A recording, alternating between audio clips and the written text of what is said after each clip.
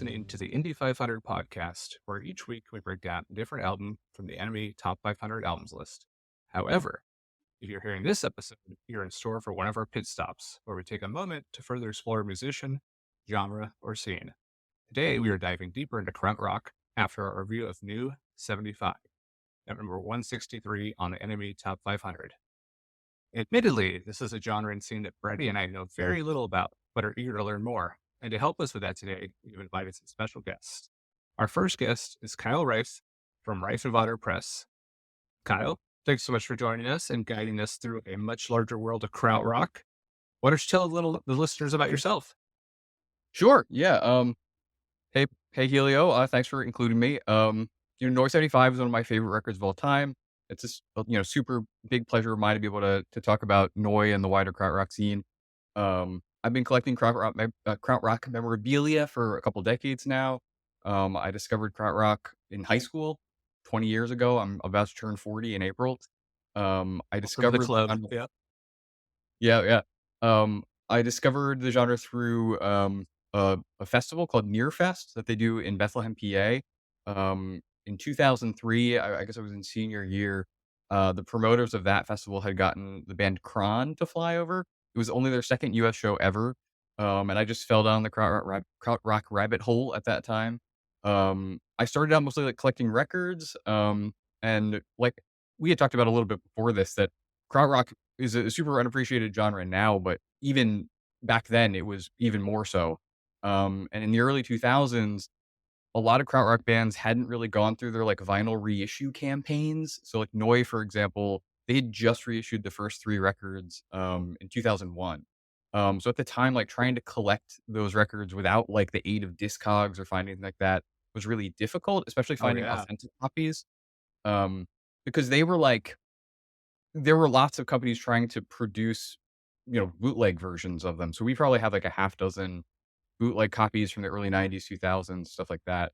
But anyway, after, collecting tons of records over the years, we started getting into trying to collect memorabilia, and mostly like concert posters, like the one behind me. Yeah. And Is that from a those particular were, show? Or yeah, that's for a show at Freiburg University, which is just outside of Stuttgart. Um, in 1972, so from Noi's first tour. wow. Um, and these posters are absolutely unobtainium.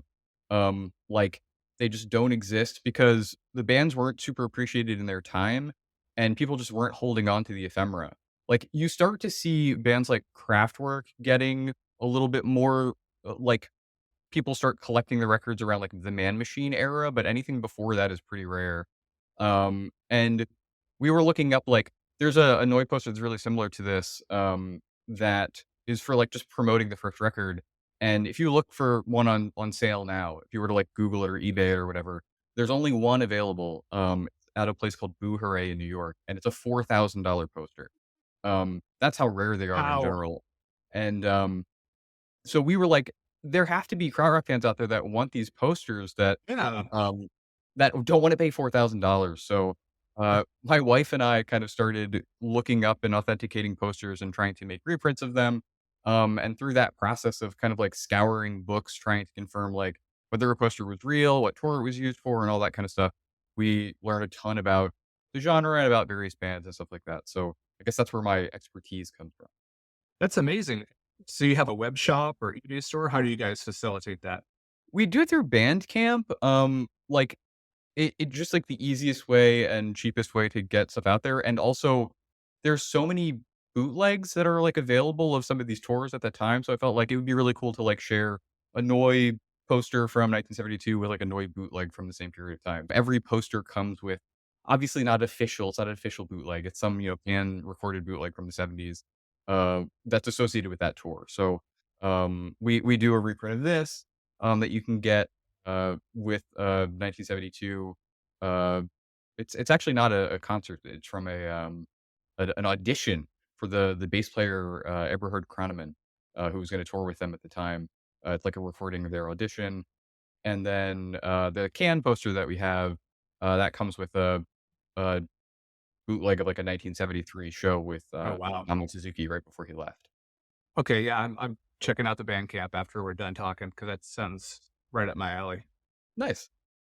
Cool. As for you yourself, are you a musician? Anything you Oh, play? Pull from the Krautrock? I see some guitars in the background there, an yeah, amp. yeah. So I'm in a band now called Erie, Indiana. It's not super Kraut Rocky. I guess it's more like shoegaze. Based on like the '90s like kids show Erie, Indiana. um, we were, we all grew up around that period of time where it came out. But I was in a more Kraut associated band before that called Harsh Vibes. So that's kind of where we started dabbling with playing the music and that kind of stuff. That's awesome. So I'll say this is definitely my first foray, as I told you, into Krautrock. Obviously, even from the get go, I had the pronunciation of the band off. But I think I first heard Krautrock when I was 14, and I had heard The Robots by Kraftwerk. And so Sure. I took it to assume that that's all Krautrock was, kind of electronic synth, maybe pre-techno type stuff. But I'm That's finding out it goes in a lot of different directions. So I guess Yeah. how would you speak to the variety in the scene?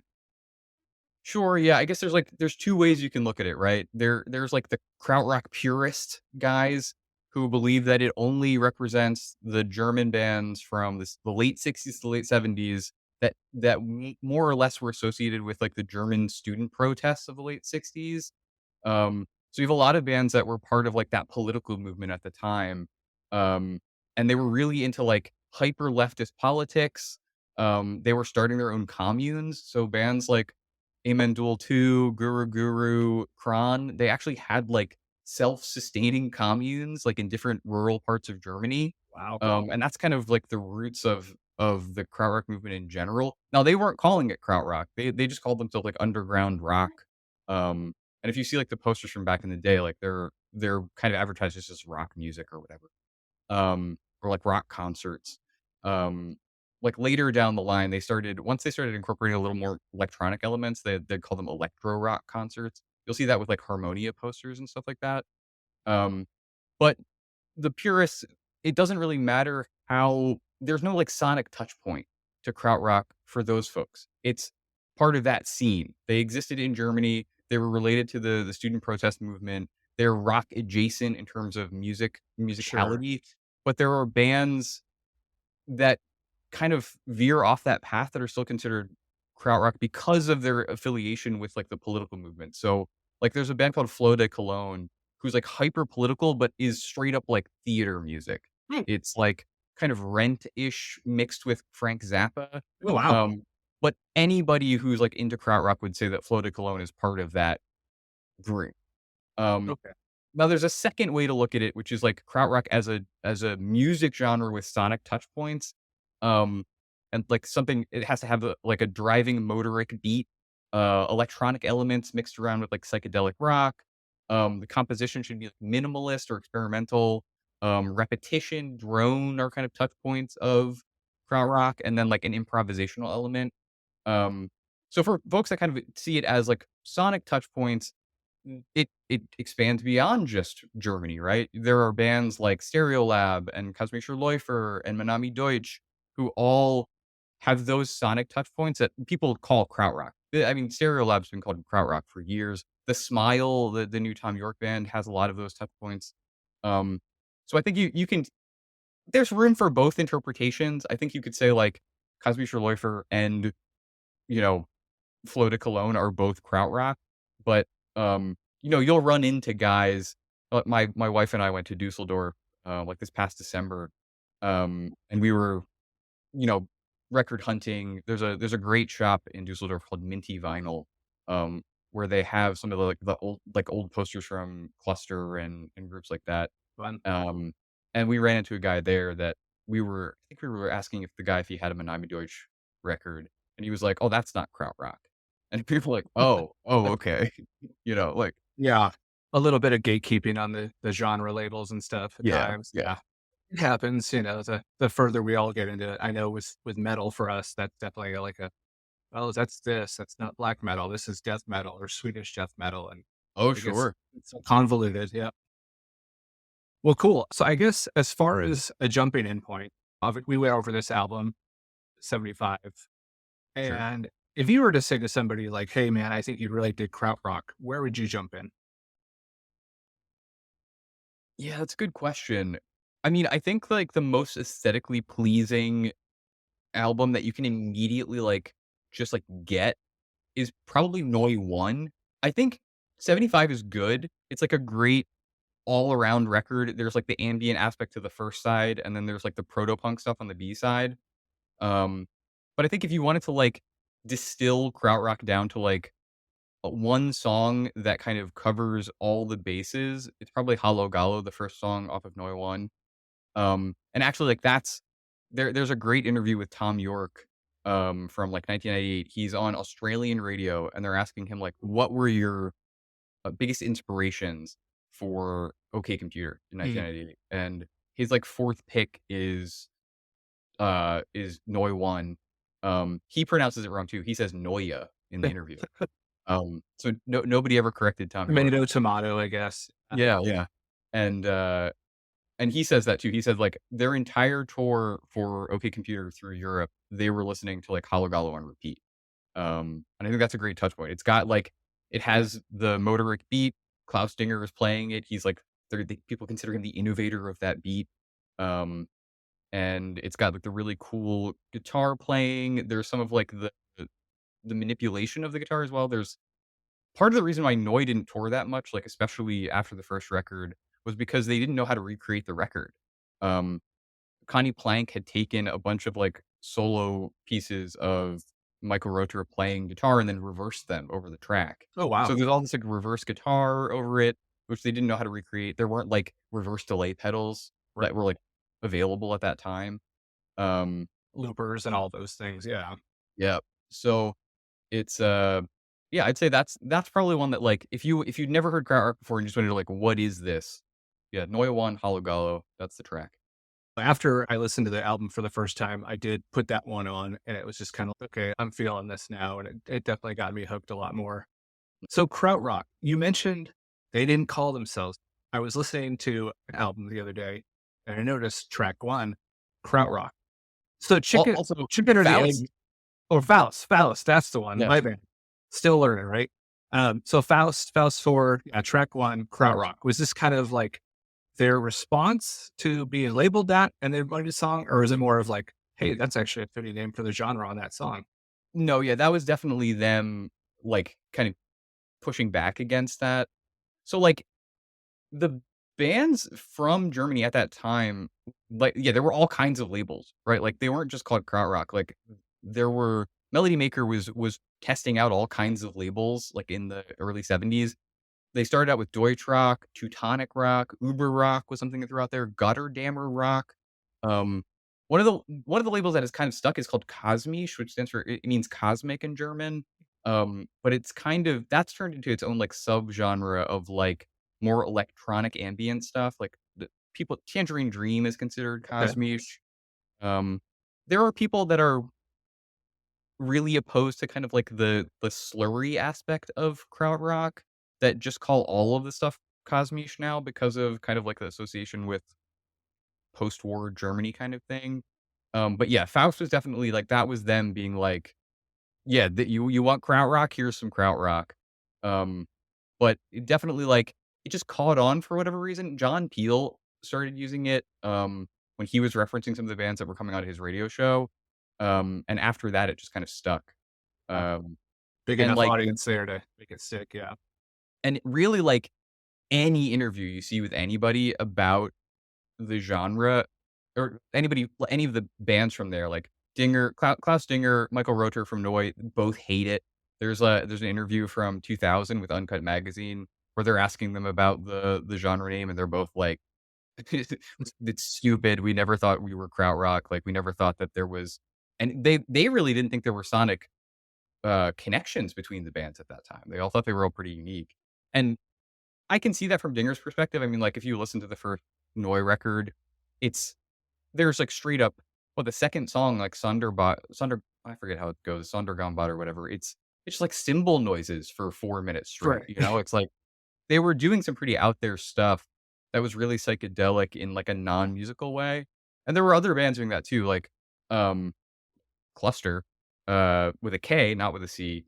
Um, Konrad Schnitzler of that band, he was super influenced by his father worked in, like, a steel mill, and he he wanted his music to represent the sound of a steel mill, so everything was supposed to be, like, industrial, like, brutal sounding, and if you listen to those first Cluster records, it's really just, like, feedback and, like, noise and stuff. Awesome. Okay, put that one on the list too.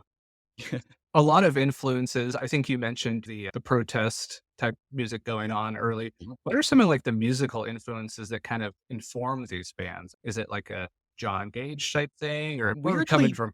no. I mean, like, they especially Noi, like, when you read interviews with them, they were influenced by, like, very run-of-the-mill stuff.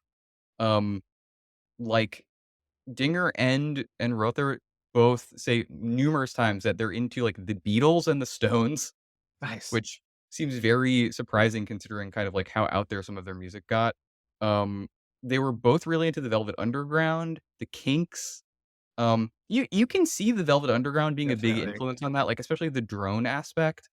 Um, and, like, even the guys in Can talk about the Velvet Underground as well. Actually, a lot of folks from that scene were not only into, like, the Velvet Underground, but also into, like, Andy Warhol, like, visually. A lot of the early Krautrock album covers are, like, homages to Andy Warhol. The cone thing from the early Kraftwerk records is like a clear Andy Warhol reference. The detergent bottle from the Harmonia records, um, Kraut pasta, which is like a Connie Plank, Dieter Mobius, um, collab record, has like a toothpaste tube on the cover, which is a reference um, to Andy Warhol as well. So yeah, Velvet Underground, huge influence for I think a lot of them. I think some of the guitar guys were really into like 70s British guitar gods. Rother talks about like Jeff Beck, Eric Clapton, Jimi Hendrix. Um, so that's definitely like an influence for guys that were into guitar. Weirdly, a lot of them, and I think this is just like an ego thing with people out of that scene. A lot of those folks were super ambitious, right? Like Ralph and Florian, hyper ambitious. They wanted to do these kind of like art meets music kind of multimedia stuff, which they like eventually were able to kind of see through. Dinger was super ambitious. Like he wanted to create like a huge label and have bands and produce them and all that kind of stuff. But in a lot of interviews with Klaus Dinger, he says not interested in the German scene at all. Hated Can, hated Faust, hated Guru, didn't like Amen Duel, and really like was influenced by like the British bands and the US bands. And I think that's kind of a through line that you'll see with a lot of the more egotistical guys. I mean, like if you read interviews with like Florian or Ralph from Kraftwerk, they always talk about how, like, they developed their aesthetic out of the void of available music in Germany at, like, post-war, Hmm. um, as if they had no influences whatsoever, Right. uh, which is crazy. I mean, if you read, like, David Stubbs' book called Future Days, he talks a lot about how what was on the radio in, like, the '50s and maybe into the early '60s was this music called Schlager music, which was, like, kind of like beer hall, like, With um the tubas and all. yeah, Yeah. exactly, and I can see, like, somebody like, Ralph Hooter being like, this is the garbage that we had influencing us." Like, of course, we didn't get any influence from that. Um, the guys in Can were all, like, classically trained musicians. Oh wow. Ermin Schmidt was, like, a composer virtuoso. So I think there's definitely like a classical music inspiration for some of them, and certainly like the idea that the compositional elements of not having like verse, chorus, verse, and like the improvisational aspects of that, I think are reflective definitely in Can for sure. Like Yaki Liebzit, who is the drummer in Can, was like a classic jazz drummer. He was in a bunch of like very famous jazz quartets prior to being in Can. Um, That would explain. Yeah. So his playing really shines through on the stuff I've heard so far. I mean, he's oh pretty yeah, awesome. he's a killer drummer. Um, but yeah, I think the influence is really largely US, UK rock bands. I mean, like, there are roots certainly in, like, beat music. I think if you see some early posters for, like, the earliest krautrock bands like Amen Duel and Embryo and Birth Control, they're on these, like, bills with German, like, Beatles rip-off bands, like the Rattles and stuff like that. So, there, there's definitely, like, a connection to that scene as well, like the Beatles and Stones for sure. It sounds a little bit like the grunge era in that everybody tried to link one particular area to one sound. And even the guys within that sound are like, I don't sound like the Smashing Pumpkins. I don't sound like Alice in Chains. Why are you saying I'm grunge? It's Oh, yeah. we're all different. So yeah, it sounds very familiar there. No, that's interesting. So talking a little bit more about Neu, how did the whole process of 75 go? It seems like there's definitely a division between that first side and side B, like you talked about. Was that kind of Oh, yeah. intentional or Oh, yeah, Dinger and Rother hated each other. I mean, like, not maybe hate is too strong, but they didn't like each other. There's numerous interviews of them. Like, there's a great quote from Dinger in that Uncut Magazine article from, like, 2000, um, where he basically says, like, "We're only creative partners, we were never friends, like, we would never go on holiday together." Um, harsh? But which is hey, funny yeah, because, like, you think about, like, Pink Floyd, those dudes were, hanging out in San Tropez together, right, like, doing all kinds of, like, going to Pompeii and all that kind of stuff, so there's an element of, like, wow, like, they wouldn't even vacation together. They right. really Some of didn't these multitask. bands are basically like brotherhoods, and these guys are purely, yeah, 9 to 5 creative partners. Yeah, exactly. And, like, the it does beg the question, like, why did they make 3 albums together if they didn't like each other? Like, how did that even come together? And the reality is, like, they were brought together separately. So, Klaus Dinger played in Kraftwerk. He was originally recruited as the drummer for Kraftwerk. So Ralph Hooder, Florian Schneider, and Klaus Dinger, they recorded the first Kraftwerk record together, the one with the orange cone. Um, Ralph Hooder decided after Kraftwerk had become very, very famous. So Kraftwerk got a ton of exposure in 1970 because their song "Rucksack" was chosen as the theme music for a, like, political commentary show called Kenseiken D. They ended up selling 50,000 records of, like, their first record with the cone on it, and they at that time, Ralph was like, "No, I gotta get my degree, like, I can't, like, become this touring musician. I have to get my degree before I, like, go off and live this rock star lifestyle." And Florian was like, "No, no, no, no, no. Like, we gotta ride this out. Like, this is, like, huge. We Yeah, just sold 50,000 records. We gotta tour on this. We gotta get more exposure. Like, this can only get bigger." So he was going around looking for somebody to replace Ralph, and Michael Rother was in a band called The Spirits of Sound, which is a very, very popular cover band in the Dusseldorf area at the time. So he recruits Michael Rother. He's not like Kraftwerk is very much Ralph and Florian. So, like, Dinger isn't involved in this discussion at all. He just basically recruits Michael Rother and says, like, "All right, we're going on tour." So the 3 of them tour on Kraftwerk 1 for a while, and, it's well loved. Like, people are loving the live performances. There's a anecdote about a performance. The first performance they played with Cluster at Audimax, which is, like, a big venue in Germany at the time. Uh Cluster and them kind of talk before the show and say, "Who wants to play first?" And the guys in Cluster are like, "You can play first." Um, the audience is so enthralled with Kraftwerk that when Cluster go on stage, the audience members actually, like, start removing their gear and screaming for Kraftwerk. Um, so, like, they're really well liked, and Florian decides, "You know what? Fuck it." Like, uh, Ralph's still at school, but, like, we gotta get another record out, and he hits up Connie Plank, who was, like, a big producer at the time, and says, "We're gonna record a second record." They record the record, and at that time, Florian gets a call back from Ralph saying, like, "You know what? I'm ready to come back to the band." The record is, like, ready to go, and I they say that it didn't capture the live experience or whatever. That's what Rotor's, like, party line is. That's why it didn't come out. But my guess is, like, reading between the lines, Ralph was ready to come back, didn't want them to put out a record without him on it, and they shelved it. Um, but Dinger and Ruther at that time are like, "No, no, that record was awesome. We gotta put that out." So they actually decide, "We're not gonna we're leaving. We're leaving Kraftwerk. We're gonna go in this direction that we decided to go in before with Florian.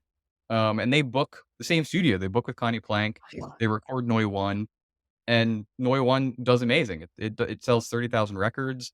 Um, and Brain Records, which is the company that signed them, they put them on a 2 record deal after. So they have 2 Okay. more records that they have to do. Um, and that's essentially how they get stuck together.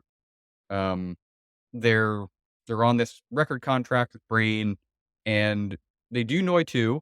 Um, they seem both interested in doing it. They put out they record 2 singles beforehand that comes out as a single. It's called Zuper and Neuschnee, which is a great single. I have the 7-inch.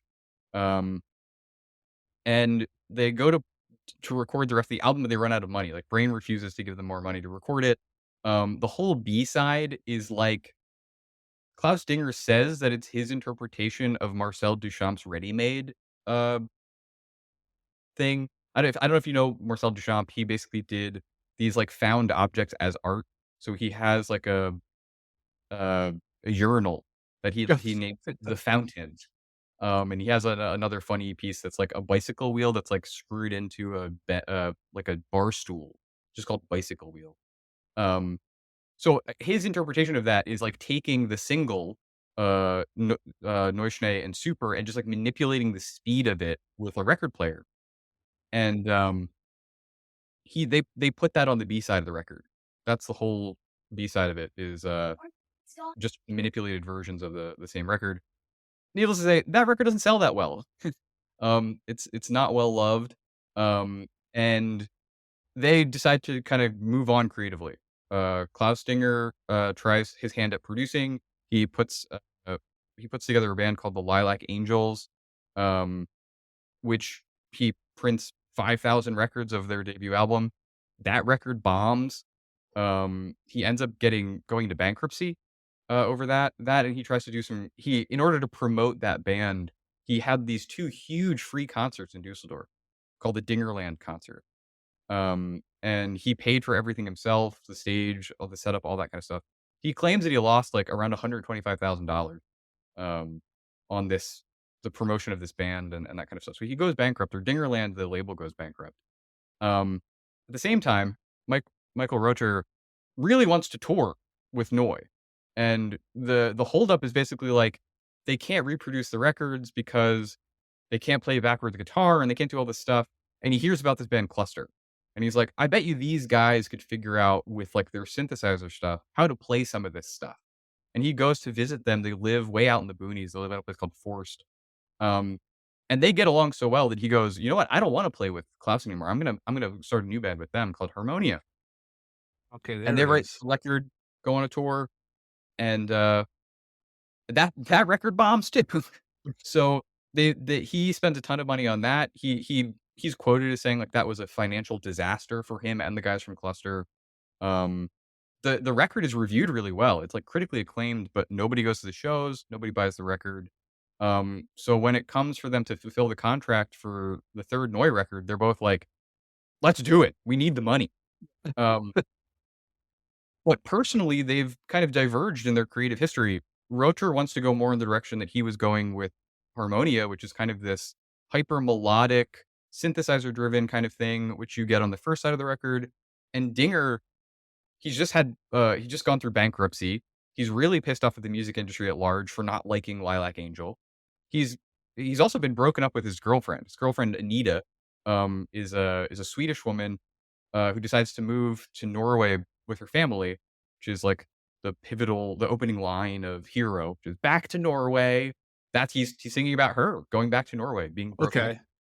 Um, and so he basically says his inspiration for Hero and for a lot of the proto punk stuff on Noise 75 is he was really emotional going to the studio at that time. He had been through a really rough patch, and he was super pissed off and wanted to put it to record.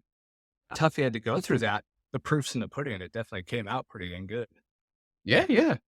So I'm curious, talking about the record sales and the shows, is this music that had breaking through in Germany to pop radio, or is this still an underground word of mouth discovery? How are these bands gaining their fans and their sales? Yeah, I mean, they're touring largely or they're getting exposure on TV. Like Noi, anecdotally, like they were playing Noi in like discotheques in the Neat. 70s in Germany. I don't know like how you dance to Halo Gallo, but I guess like it's four on the floor for the most part. Yeah. Um, yeah, they were popular at the time. I mean, it's kind of reflected in the fact that there's so like the reissue campaign that happened for Noi, like when the records were reissued in 2001, they were reissued by a guy named Herbert Gronemeyer, who started a record label called Groenland. He was like a legitimate pop star. He had like in the 80s and like 90s and 2000s, he had like these huge hits in Germany. And he wanted to put out like a compilation record of like all of Germany's best songs. Hmm. Um, and he put out a record that was I forget what it's called. It's something like um something 2000. But at any rate, he puts out this like compilation, and one of the records he puts on there is Halagallo. Um, but they were popular in Germany at the time. I think it's just more that there's being popular in Germany doesn't necessarily make you popular abroad, and that kind of like wider influence didn't happen until much later. So, yeah, down the road, this is their last album for a bit, right? And they had a few reunions over the years and occasionally touch base. How did that go Yeah, since no, New I mean 75? they didn't really. Like after Noise 75, they don't see each other for a decade. Um, so like with the contract fulfilled, they basically go their own ways. Um, Rother has like a huge successful solo career. He records an album with Yaki Liebsit from Cannes. That's his first record, which is called Flaming Hearts in German. Um, Dinger goes on to start a completely new band, it's called La Dusseldorf, that had Hans Lampa from Guru Guru in it and his brother Thomas Dinger. Um, so they were there's 3 La Dusseldorf records. I think, Rother has 3 solo records before he ends up reaching out to Klaus Dinger. They do eventually decide to, like, try to get back together. This is in, like, 1985, 86. They Okay. schedule some studio time, and ultimately, like, the it doesn't pan out. Uh, Mm. they they don't get along during the sessions. They shelve it, and they even release, I think, like, a statement saying that, like, "No, there's not gonna be a Noi record because of personal and musical disagreements." Um, now, I mean, you might have looked at Noi's discography and see there's another album. There's Noi 4 or Noi 86, right? And it's like, Yeah. well, okay, like, why did that come out? Um, so ultimately, as you can imagine, if Dinger has gone bankrupt in 74 or 70 over, you know, the Lilac Angels. He's not very good with money. So he eventually is financially desperate again in 1995, and he decides to release the record that they put together in '86 himself.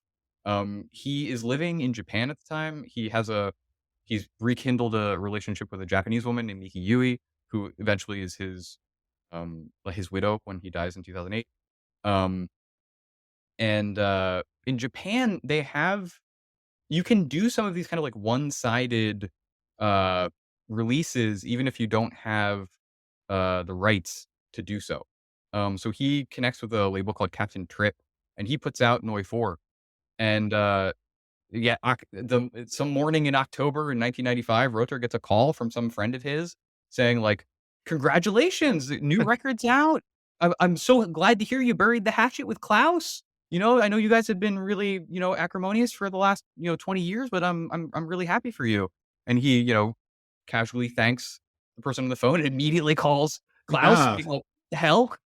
Um and, as the story goes, Klaus immediately hangs up on him and faxes him a hand-scrawled note that says, "Ihr könnt mich mal an mich auslecken," which apparently means "lick my ass if you can," uh, which, I guess is kind of like the German phrase for "kiss my ass," like Yeah. the record's out, deal with it.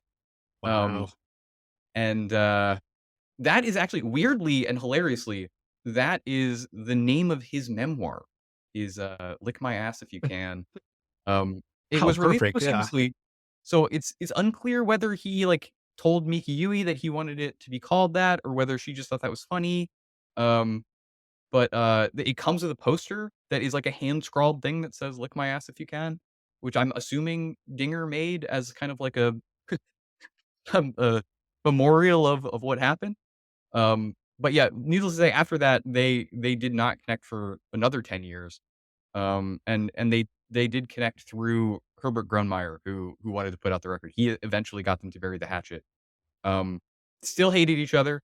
Uh, any of the interviews that you see during like the reissue campaign, they are like it's like a married couple just arguing the entire time. Oh, wow. Um, but I mean, all to say, Grönemeyer did an awesome job. I mean, he got the records out. They're beautiful.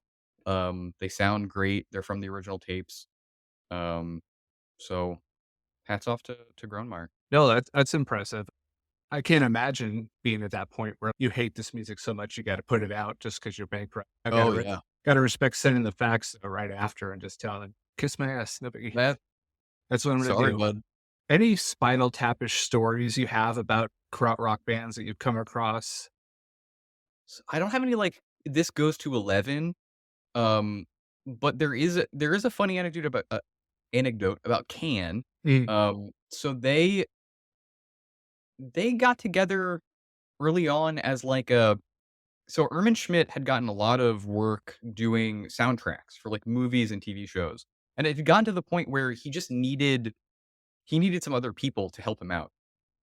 So he formed Can to kinda do that, and they recorded a bunch of, like, early, like, movie soundtracks and shows on, like, really primitive equipment, like a single like, they would do, like, 1 mic in a room and record the whole thing in 1 take and put it out, and, they had eventually, like, run into this, like I don't even know how you would describe like a baron, like a German baron who owned a castle.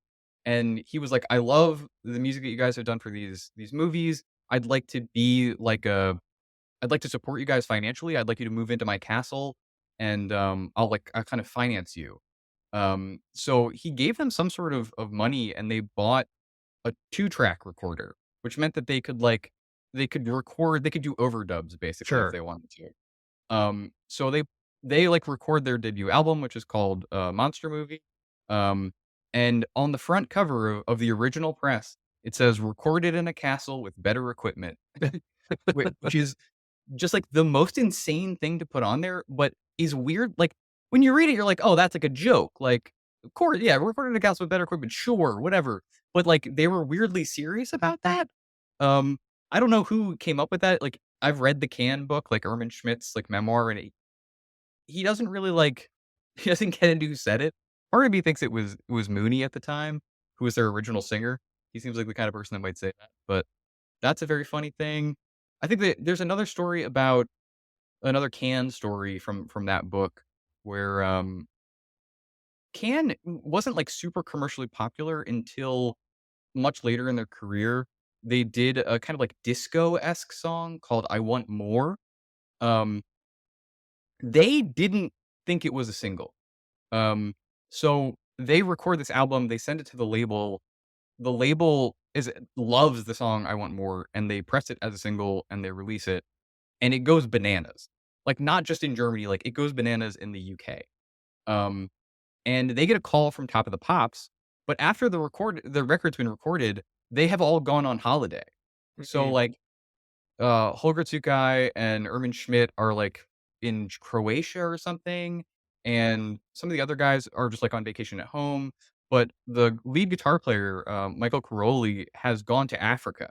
He was, like, super into the high life movement in Zimbabwe, and he wanted to go and visit there and, like, learn how to play that kinda guitar. Um, so they get this call from Top of the Pops being like, "We need to be here in, like, a week."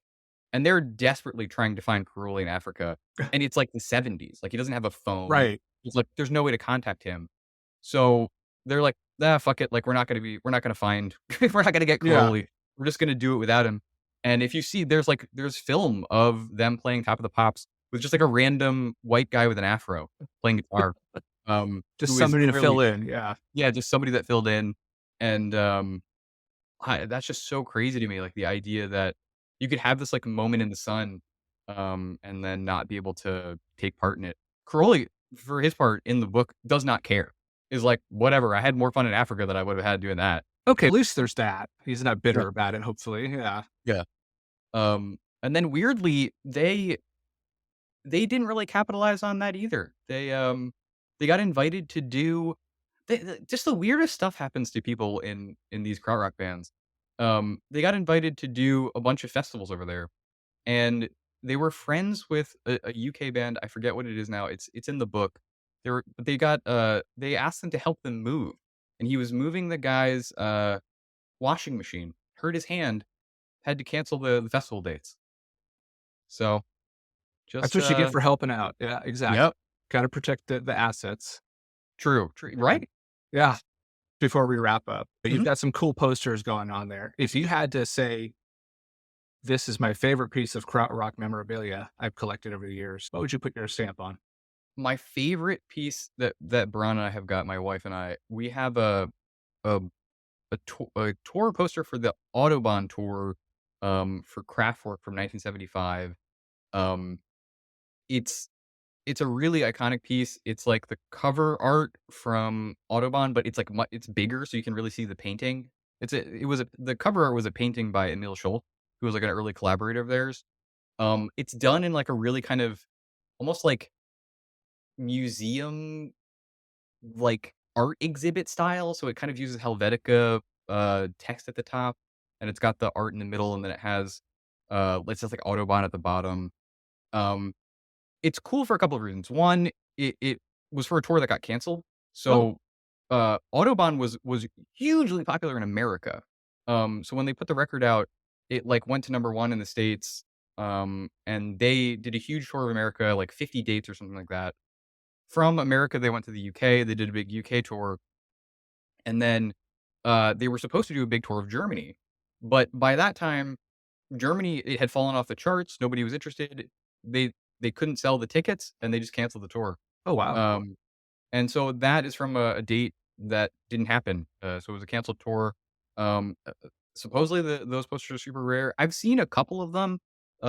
They did print them for every date, so they were supposed to tour from, October 1st through October 12th. Um, and I've seen the one for the 1st. We have the one for the 6th, which is in Stuttgart, and then I've seen a couple other ones as well, but, um, pretty rare. It's cool. I just like the design. That's my favorite. Um, and yeah, it's hard to Awesome. track this stuff down. Yeah. Yeah, it sounds like it, especially if the show doesn't even happen. There's nobody really there to buy the stuff and take it home. Yeah, Give I them was slim going back and pickings. forth I was going back and forth with a guy on, like a Kraut Rock Facebook group. Um, and, I had posted that photo of the we had gotten it framed, and I was just like, "Hey, check this out." And there was a guy like, "Oh, I was a janitor at, in Dortmund when this tour was supposed to happen, and I remember throwing a stack of these in the trash." Oh Oh, my god. I Yeah, was like, "Wow, dude, you coulda gotten 100 grand for those now." no kidding. Oh, man, that's crazy. Well, Kyle, it was an absolute treat to have you. I'm so excited to keep learning more and more about the genre, about the bands, and just really dig in, and I think I have my pick for 2025 of where I'm gonna deep dive. Anything Nice. else before we bounce that you'd like to plug? Oh, and Brady is on the chat there. He says thanks as well. So, Oh, yeah, thanks, yeah. Brady. Yeah. Anything you'd like to plug, mention, websites? I would say, yeah, if you're into Krautrock posters, you want a copy of a Noi poster or right now because of the Kraftwerk tour in the States, we just saw them in Philly last Nice. Thursday. We've got a really cool 1971 Kraftwerk poster with the green cone. So if you want like your early Kraftwerk uh, scratch that itch, they don't play that stuff anymore. I don't know if you know, but Ralph has disavowed the first three records. They only do Oh, Audubon forward. So if you went to see Kraftwerk and you were sad you didn't get to hear Kling Klang, check out our Kraftwerk poster. We've got some can posters as well in the store. And then in April, we're gonna do a Harmonia poster. ooh, cool. Um, Okay. so check us out on Bandcamp. It's Reiffenvatter Press, .bandcamp.com. And, yeah, that's all I got. Awesome. Thanks so much. We're definitely going to check that out. And I don't know, I'm getting more and more of the feeling to go see Michael Rother when he comes to town this weekend. Oh, yeah. Kind of Alright, like where is he playing on the West Coast? in Seattle at a venue called the Paramount. So like a 3,000 seat, nice little venue. But man, might Yeah, be the we're only going to time see I, him yeah. we're going to see him at the Knockdown Center in New York. He's not playing Philly, unfortunately. But yeah, I can't miss it. Thurston Moore's opening at our date, which Oh, will wow. be insane, I'm sure. Yeah. Okay. If that's the case here, I don't think I can get out of that one. Yeah, you should go. All right. Thanks again, Kyle. Hopefully we can have you back, talk some more music soon. Thanks so Yeah, man. much. If you do another Krautrock record, hit me up. Hell yeah. Absolutely. Yeah. All right. Thanks, Helio. Take care.